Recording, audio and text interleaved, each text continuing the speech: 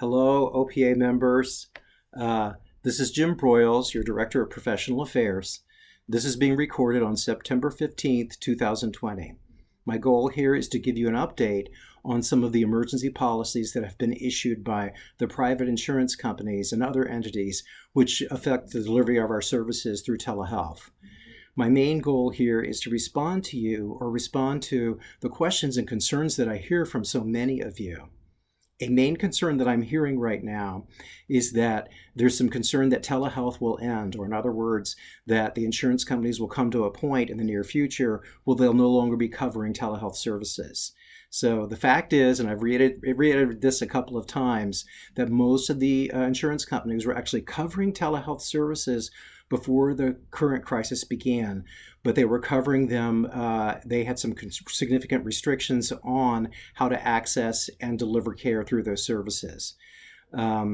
So what's happened here more recently, since the beginning of the pandemic crisis in March, is that they have created emergency temporary policies which allow providers to deliver services through a virtual platform with those former restrictions removed. So in other words, it's just a lot easier for us to be able to access providing our care through telehealth.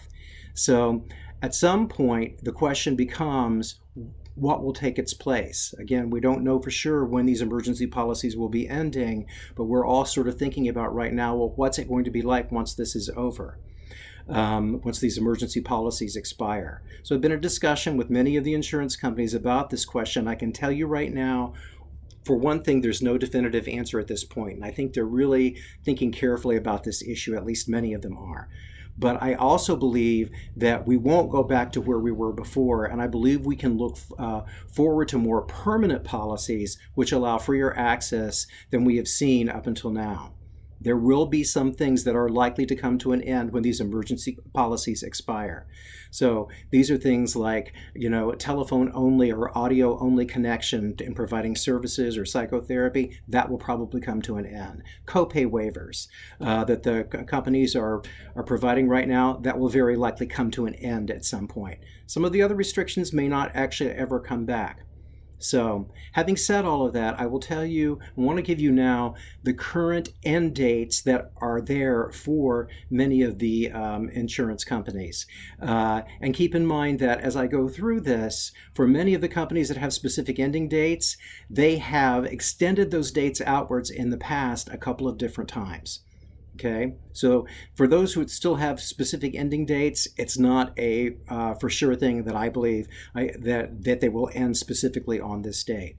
So right now, both Anthem, Blue Cross Blue Shield, and Optum, which would be affecting United Healthcare and United Behavioral Health, both have ending dates of September 30th.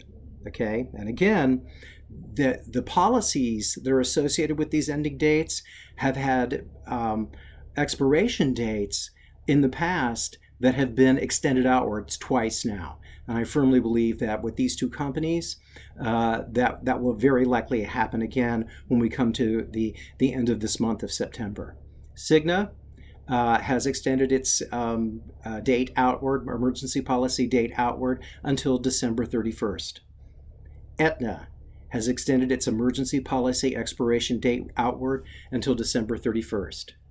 Medical Mutual is currently tying the end of its emergency policy with the current state of emergency in Ohio. So in other words, the state of emergency that's been declared by the governor, when that ends, their emergency policy will end.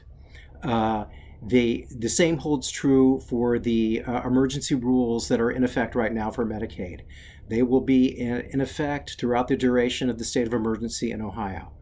The current circumstance with Medicare, those emergency policies that are in effect with Medicare, will be in effect through the end of the national emergency. So in other words, the national emergency that was declared by the president, the current policy that's in effect for Medicare will end when that national emergency ends.